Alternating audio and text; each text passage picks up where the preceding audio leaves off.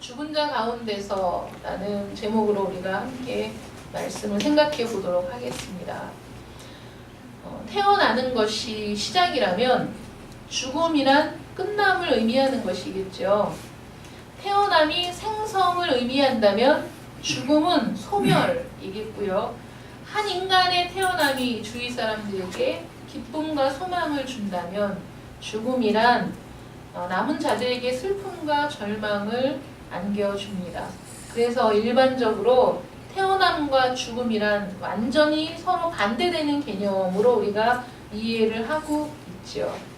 그런데 조금 다르게 생각해보면 인간의 태어남과 죽음이란 별개의 개념이 아니라 동일한 개념이다라고 생각해 볼 수 있습니다. 왜 그렇게 생각해 볼 수 있느냐? 첫 번째로 무소유의 의미에서 우리가 동일하다라고 생각할 수 있죠. 태어날 때 우리는 아무것도 들고 나오지 않습니다. 주먹을 꽉 쥐고 나와도 빈손이죠. 빈손으로 이 세상에 태어납니다. 마찬가지로 죽을 때에도 아무것도 가져가지 못하고 빈손으로 그냥 죽는 겁니다. 철저하게 빈손으로 왔다가 빈손으로 가는 것이 사람의 태어남과 죽음이라면 그 부분에 있어서는 동일하다라고 생각할 수 있겠죠. 두 번째로는 고통의 의미에서 동일하다라고 볼 수 있습니다. 아기들이 태어나면 울어야 됩니다. 울지 않으면 의사 선생님이 발목을 붙잡고 엉덩이를 철썩 때리면서 울게 하죠. 왜 울어야 될까요? 아이들이 우는 것은 살아있다는 증거인데 왜 우냐? 이 아이가 엄마의 자궁 속에 있다가 밖으로 나오면서 코로 숨을 쉬어야 되잖아요. 그럼 그 공기가 폐로 확 들어가면서 되게 아프대요. 그래서 애가 으앙 하고 우는 거예요. 그래서 살았다, 이제 세상에 나와서 호흡을 하게 되었다, 그런 뜻이죠. 그래서 아기가 우는 것은 그게 아이들이 처음 세상에 나와서 맞는 고통이에요. 그 고통스럽습니다. 더군다나 좁디 좁은 그 산도를 통과해서 태문을 나와서 산도를 통과해서 태어나게 될 때 그 아기도 고통이죠. 그런 것들을 경험해야 아이가 더 건강하게 자란다 그러는데 엄마도 고통이고 아기도 고통입니다. 사람이 죽을 때도 사실 고통이죠. 육체의 숨이 끊어지는 순간이 고통스럽습니다. 그래서 태어날 때도 고통이 수반되고 죽을 때도 고통이 수반된다면 그것도 역시 비슷한 거 아니냐 이렇게 볼 수 있죠.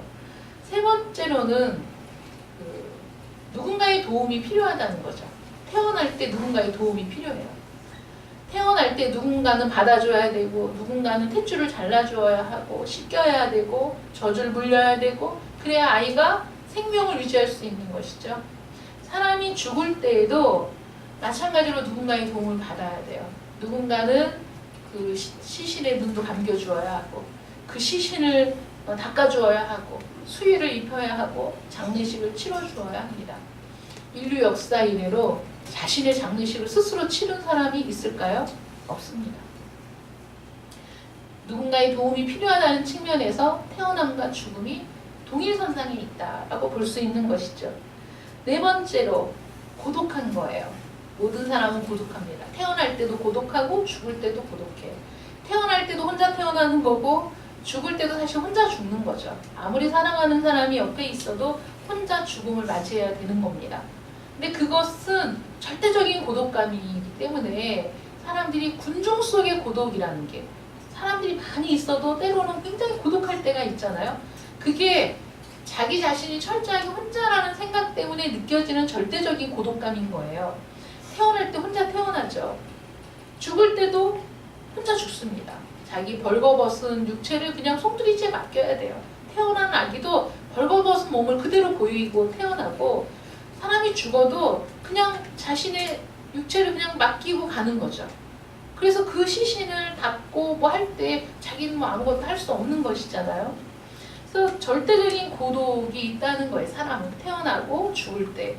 그래서 그런 부분에 있어서도 동일한 선상이 있다라고 볼 수 있고, 그다음에 다섯 번째는 허물을 벗는다는 관점에서 이제 동일하다라고 볼 수 있다는 겁니다. 사람이 태어나기 위해서는 그 자궁이라는 작은 그 태아에겐 작은 우주였죠. 태어나기 전까지는 그 좁은 자궁을 벗어나야지만 태어날 수 있는 거예요. 그것을 벗어나지 않으면 산일이 다 되어도 아이가 그 자궁을 벗어나서 세상 밖으로 나오기 전에는 태어났다라고 얘기하지 않는 겁니다.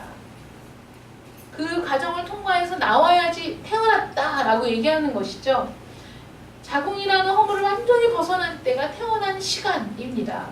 사람이 죽는 것도 마찬가지예요. 죽는 것도 우리 인간의 영혼이 육체라는 이 장막을, 이 성경에는 육신의 장막 이렇게 표현했거든요.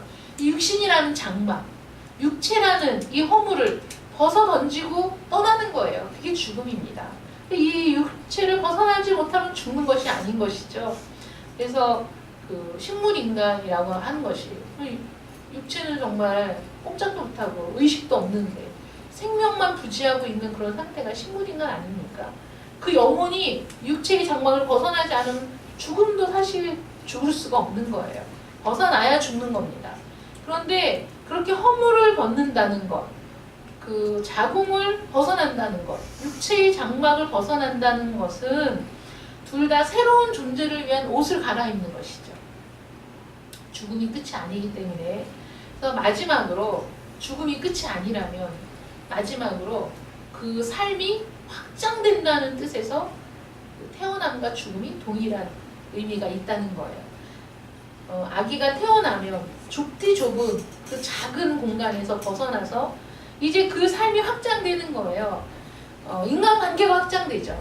그 안에 있을 때는 엄마 안에만 애가 있는 거지만 나오면 아빠도 만나고 엄마도 만나고 이모도 만나고 고모도 만나고 인간관계가 확장이 되고 또 사람과의 관계가 확장이 되고 연륜이 확장이 되면서 성장해 나가는 겁니다. 죽음 역시 마찬가지죠. 이 유한한 세상, 영원하지 않은 이 세상에서 벗어나서 하나님 나라로 우리의 삶이 확장되는 거예요. 이 땅을 먼저 떠난 믿음의 선진들도 다 만날 수 있어요. 믿음의 선진들과의 관계가 확장이 돼요. 그리고 더 중요한 것, 하나님과의 사귐이 확장돼요. 너무나 분명해지고 확실해지는 하나님과의 사귐의 영역에 있어서도 영원토록 확장이 되는 거예요. 따라서 그리스도인에게 있어서 태어남과 죽음이라는 것은 동전의 양면과 같아서 하나인 거죠. 하나. 이렇게 보면 죽음이고 이렇게 보면 태어남이지만 사실은 그 둘은 동일한 그 의미들을 가지고 있다라고 볼 수 있습니다. 그렇기 때문에 태어남, 죽음, 그리스도인에게서 죽음이란 끝이고 절망이고 소멸이 아니라 그 죽음은 태어남과 똑같이 새로운 시작이고 또 소멸이 아닌 생성이고 절망과 슬픔이 아닌 새로운 차원에서 소망과 기쁨이 되는 거예요. 그래서 사형 집행장에서 사형수들의 마지막 모습을 수없이 지켜본 박효진 장로님에 대한 간증을 우리가 한번 나눈 적 있잖아요. 그 박효진 장로님이 하는 얘기가 타 종교와 기독교 그리고 예수님을 믿는다고 하지만 건성으로 믿는 사람과 진실되게 믿는 사람의 차이는 바로 사형이 집행되는 그곳에서 확연히 드러난다. 이렇게 얘기하고 있죠. 참된 그리스도인들만 일말의 두려움이 없이 담담하게 그 사형장으로 걸어가고 담담하게 죽음을 맞이한다는 거예요. 그분의 그 글을 읽어보면 그런 표현들이 많아요. 살아있을 때는 너무 당당하고 큰 소리 빵빵 치던 사람이 이제 사형이란 판결을 받았어도 사형이 빨리 집행되는 건 아니거든요. 그러니까 엄청 큰 소리 치고 그 활개치던 사람이 사형수들이 갑자기 음식이 딱 잘 나오고 그 교도관들이 잘해주고 그러면 그때부터 밥을 못 먹는데요. 죽을 때가 됐구나 이렇게 감지를 한다는 거예요. 죽을 때가 됐구나. 사람이 그 죽을 때가 동물들도 죽을 때가 된 건 알잖아요. 그러니까 그때부터 식음을 전폐해 못 먹는 거죠. 그리고 사형장으로 갈 때 가면서 막 오줌을 줄줄줄줄 싸고 가거나 발버둥을 치거나 죽기 싫다고 하거나 막 그러면서 너무 그 고통스럽게 그 죽음을 두려워하면서 죽는 모습을 많이 봤다 그래요. 근데 정말 그 안에서 흉악한 범죄자라고 하더라도 예수님을 믿고 회개하고 정말 거듭난 사람은 기꺼이 그 죽음의 길을 담담하게 걸어가서 죽음을 맞이한다고 합니다. 그래서 그 수많은 교도관들도 다 깜짝 놀란대요. 그런 모습들을 보면서 마지막 순간까지 그 자신의 죄를 고백하고 그 자신이 피해를 준 사람들에게 사죄하고 그리고 그 자신을 구원해 주신 하나님께 영광을 돌리면서 그렇게 죽음을 맞이한다고 합니다.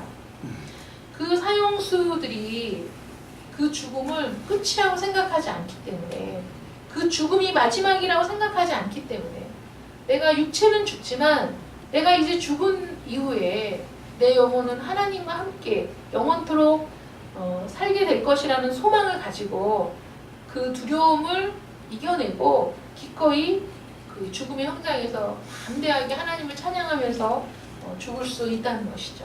근데 그 믿음의 동기가 무엇이냐? 그 믿음의 동기가 무엇이냐면 오늘 본문 말씀 14절 말씀에 이것은 예수께서 죽은 자 가운데서 살아나신 후에 세 번째로 제자들에게 나타나신 것이라. 예수께서 죽은 자 가운데서 살아나셨다는 것이죠. 우리가 그 믿음이 있어야 되는 거예요. 이것은 우리에게 굉장히 친숙한 구절입니다. 왜냐하면 우리가 사도신경을 통해서 늘 암송하는 말씀 중에 늘 있어요. 장사한 지 사흘 만에 죽은 자 가운데서 다시 살아나시며, 이 말씀을 우리가 늘 하기 때문에 너무 우리는 친숙해서 이것이 어떤 의미인지, 이게 얼마나 강력한 말씀인지를 우리는 의식하지 못하고 살아갈 때가 너무 많은 거죠. 그래서 사실 오랫동안 신앙생활을 한 사람들이 감격이 없어요. 왜냐하면 다 아는 거거든. 저거 내가 다 아는 얘기야. 저거 내가 들었던 말씀이야. 저거 되게 익숙한데? 그러면서 감격이 없어요. 여러분, 이 말은 굉장히 임팩트 있는 말이거든요. 이건 굉장히 놀라운 말입니다. 죽은 자 가운데서 살아나셨다. 그럼 죽은 자라는 의미가 뭐냐? 죽은 자, 본문의 이 죽은 자라는 말에는 네크로스라는 단어가 쓰여졌는데 이건 시체라는 거예요. 시체. 예수님께서 시체 가운데서 살아나셨다는 거예요. 시체는 낭만적이거나 희망적인 대상이 아니죠. 우리는 아무리 사랑했던 사람이라고 하더라도 죽으면 병풍으로 딱 가려놓고 더 이상 그 얼굴을 보는 것이 두렵잖아요. 쉽지 않잖아요. 죽음이라는 것, 시체라는 것은 우리에게 더 이상은 그전과 같은 의미를 주지 못하는 그런 존재인 거죠. 예수님은 온몸이 다 찢겨진 상태에서 처참한 시체가 되셨습니다. 왜 하나님의 독생자가 이렇게 처참한 시체가 되었느냐, 비참한 시체가 되셨느냐? 우리가 받아야 할 형벌을 대신 받으셨기 때문이죠.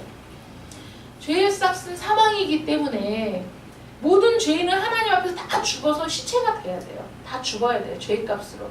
다 죽어야 되는데 그 죄값을 십자가 위에서 대신 치루어 주신 거죠. 대신 죽으신 거죠. 우리 주님께서. 사람들은 하나님께서 우리가 거저받았다 이렇게 얘기합니다. 우리는 구원을 거저받았다. 그럼 우리 입장에서 그런 거예요. 왜 거저받았을까요? 우리는 갚을 길이 없기 때문에 거저받은 거예요. 거저 주신 거죠.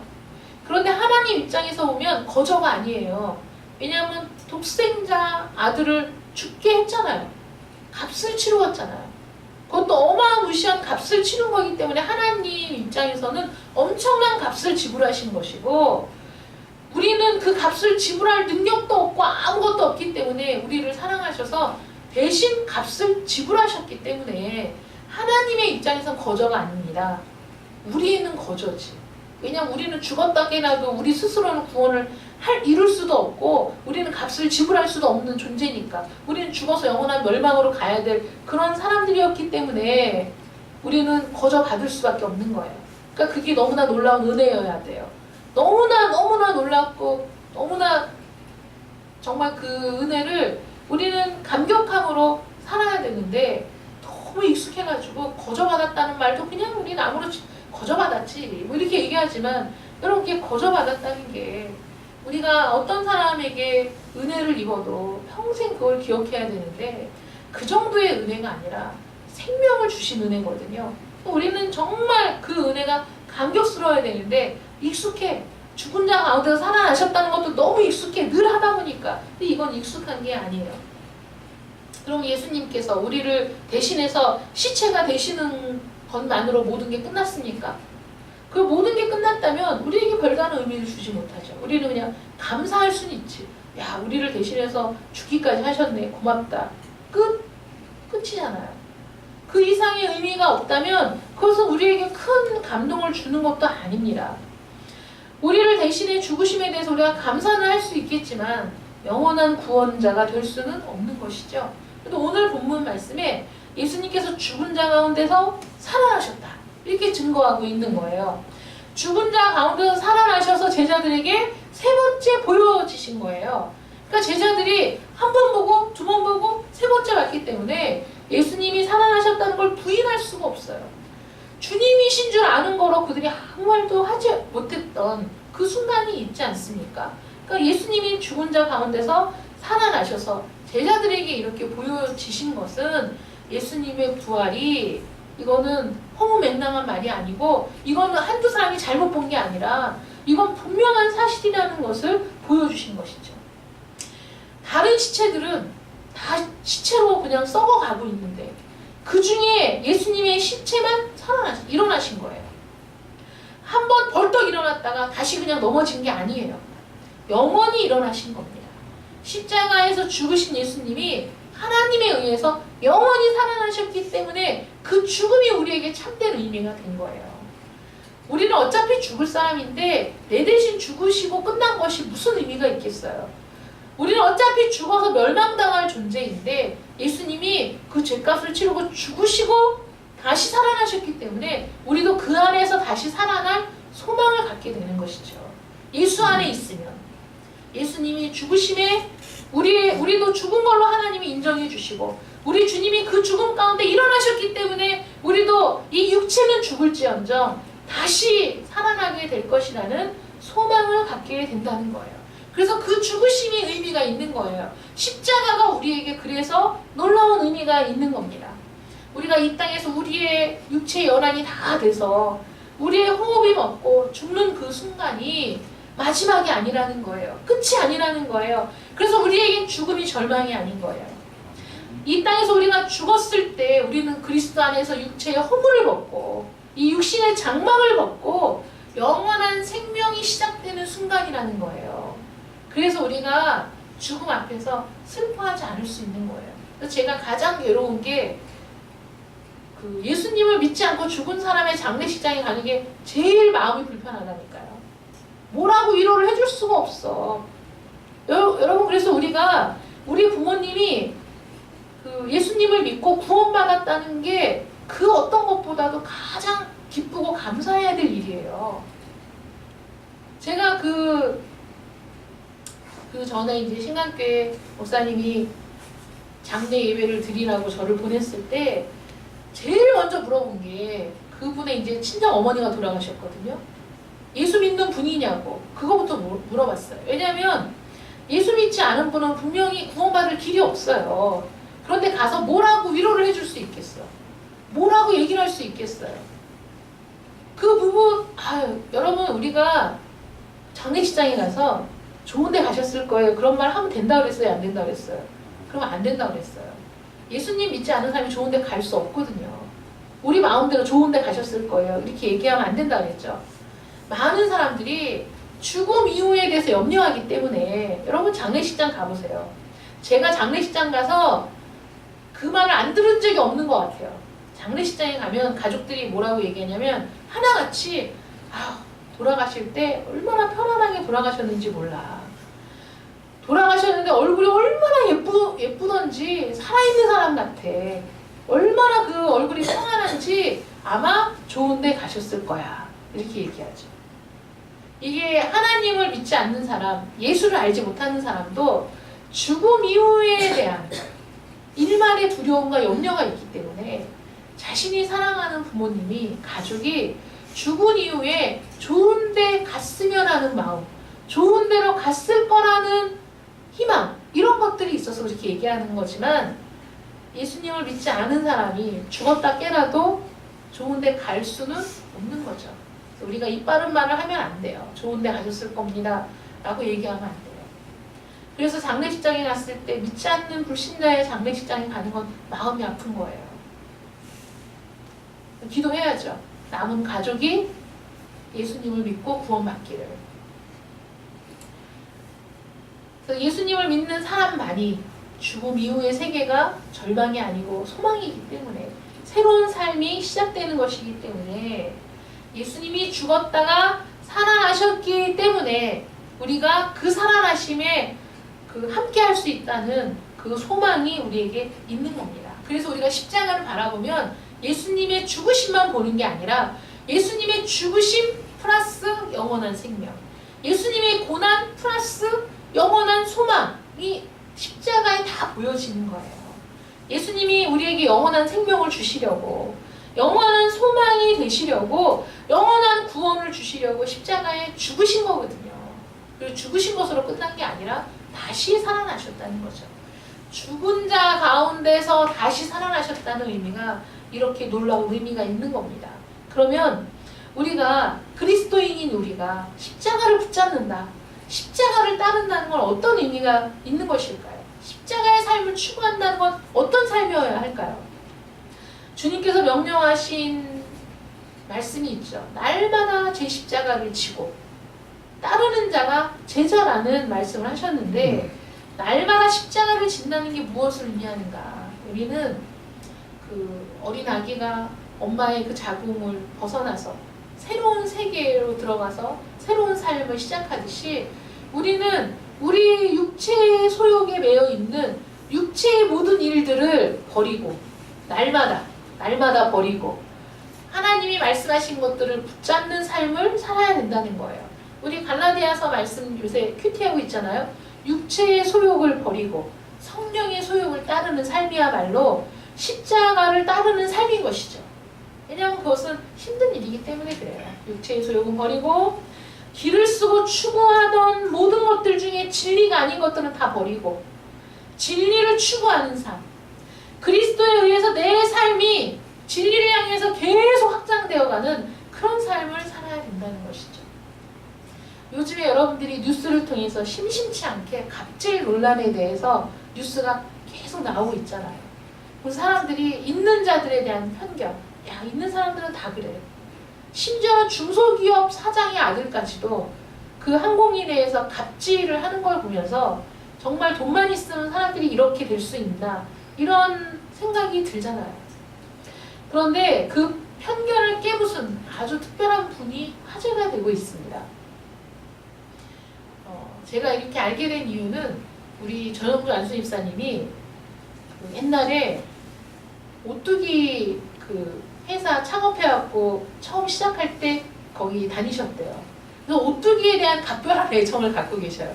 오뚜기 차가 지나가도 아, 저 오뚜기 차라고 이렇게 말씀하시는데, 병실에 이제 입원해 계시면서 그 얘기를 하시는 거예요. 그래서 그 회장이 이름이 함 누구고 뭐 함 누구고 이렇게 말씀하셔가지고, 우리 안수 집사님이 정신이 명료하신가 확인하려고 제가 인터넷에서 오뚜기 회장 딱 찾았더니 함씨가 맞더라고요.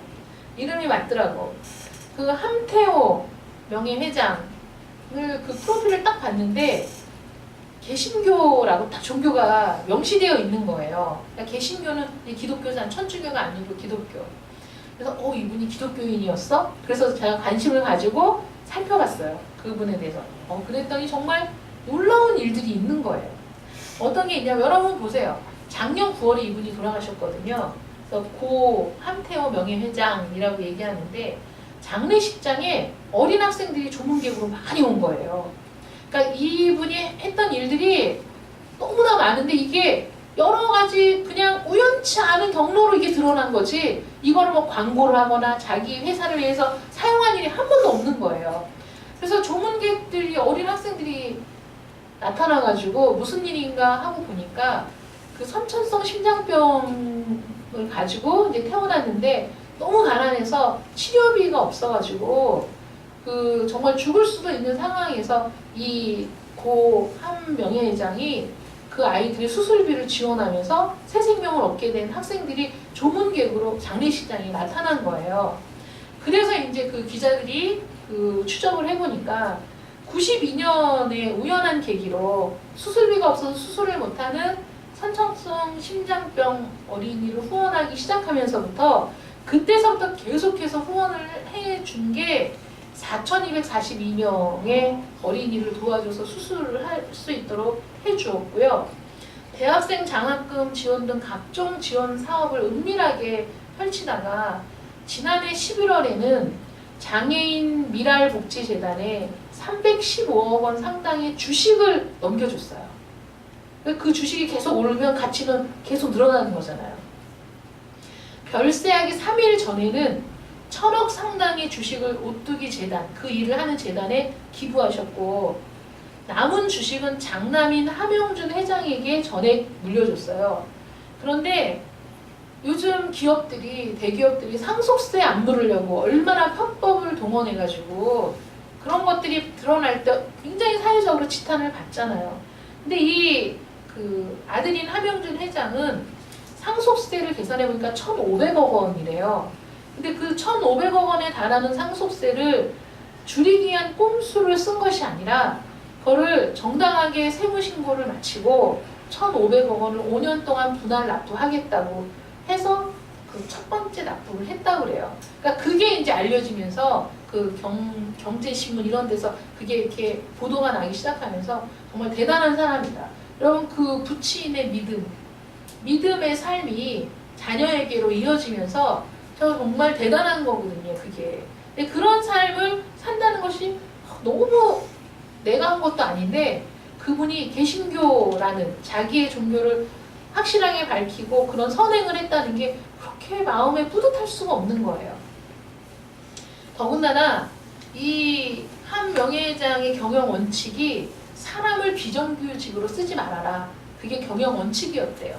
그래서 그 식품회사들이 대체로 비정규직률이 적더라고요. 근데 이 오뚜기는 시식사원들조차도 정규직으로 채용해가지고 여러분 그 마트에 가면 시식사원들 있잖아요. 그 시식사원들은 대부분이 정규직이 아니시잖아요. 근데 그 심지어는 그 사원들조차도 다 정규직으로 채용을 해가지고 이런 것들도 어떤 계기를 통해서 우연히 그래서 뭐 그게 정말이냐고 기자가 확인했을 때 그거는 당연한 일인데 기사로 내지 말라고 그 본사 홍보팀에서 그런 거는 당연한 일이니까 기사로 내지 말라고 그 얘기를 한 것까지 그 어느 기자가 기사를 낸 거예요. 그러니까 그 부분들이 다 이제 나온 거거든요.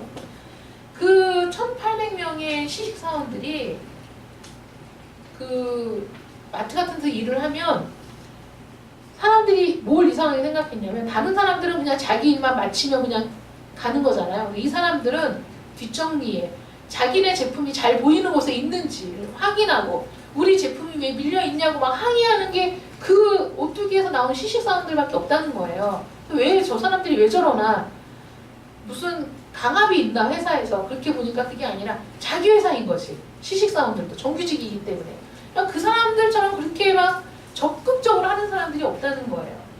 그래서 그 금융감독원에서 발표한 게 3,099명의 직원이 있대요. 오뚜기의 전체 직원이 3,099명인데 98.94%가 정규직, 나머지 36명, 1.16%에 해당하는 36명은 기간제 근로자이기 때문에 어쩔 수 없이 그런 거고 거의 대부분이 정규직 사원이라고 합니다. 모든 선행은 감추어진 은밀한 선행이었어요. 드러내놓고 홍보를 하거나 광고를 하거나 그런 적이 한 번도 없어요. 그런데 이것이 그 시식사원의 입을 통해서 SNS를 통해서 여러 경로로 확인이 되면서 그게 막 드러난 거지 절대로 그 모든 일들을 자기 그 회사의 유익을 위해서 사용한 적이 한 번도 없다고 합니다. 그래서 우연치 않은 기회에 확인하고 기사를 확인하면서 그래서 사람들이 오뚜기가 아니라 갓뚜기라고 부른대요. 착한 기업. 갓이 이제 하나님이라는 뜻이잖아요. 근데 그 하나님이라는 말보다는 그렇게 선행을 하거나 착한 일을 하거나 많은 사람들이 좋게 보는 사람을 그 유재석 씨를 갓재석이라고 부른다든가 뭐 이런 거 있잖아요. 아니면 윤우님 갓재석이 아니라 근데 이 오뚜기를 갓뚜기. 그래서 심지어는 그 오뚜기 그 상표에 오자를 지우고 갓이라고 해서 가뚜기라고 한 그런 것까지 인터넷에 보면 많이 볼 수가 있어요. 그래서 그 라면 값도 10년 동안 한 번도 안 올렸대요. 경제가 어려운데 올리지 말아라 이렇게 해가지고 올리지 않았다고 하더라고요.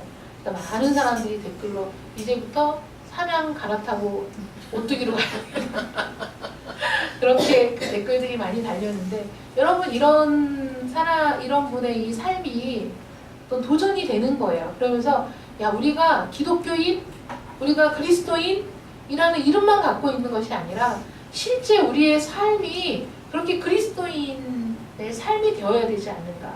우리가 십자가를 붙잡는다는 게 무엇인가. 우리 주님께서 우리를 위해 죽으시고 그 죽은 자 가운데서 다시 살아나심으로 우리에게 부여하신 이 영원한 생명, 우리에게 주신 이 구원, 이 놀라운 감격을 가지고 이제는 우리의 육체의 소욕을 따르는 현저한 육체의 일들은 다 버리고 이제 성령의 소욕을 따라 살아가는, 그래서 우리의 그 삶의 영역이 그리스도 안에서 확장되는 그 삶이 십자가를 따르는 삶이라면 우리 각 개인의 삶 속에서도 이런 일들이 일어나야 된다는 것이죠. 그렇게 될 때 그리스도인들이 비난받는 일이 없지 않겠습니까?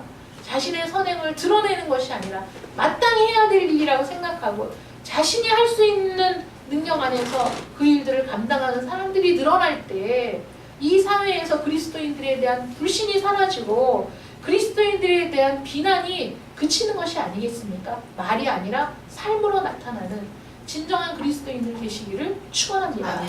기도하겠습니다. 사랑의 하나님 감사합니다. 예수 안에서, 그리스도 안에서 삶과 죽음이 큰 차이가 없다는 것을 우리가 오늘 말씀을 통해 들었습니다. 태어나는 것도 죽는 것도 우리가 그리스도 안에 있으면 동일한 의미를 발견할 수 있는 것이고, 태어남이 새로운 삶의 확장이라면 죽음도 새로운 삶의 확장이 된다는 것을 오늘 말씀을 통해 은혜를 받았습니다.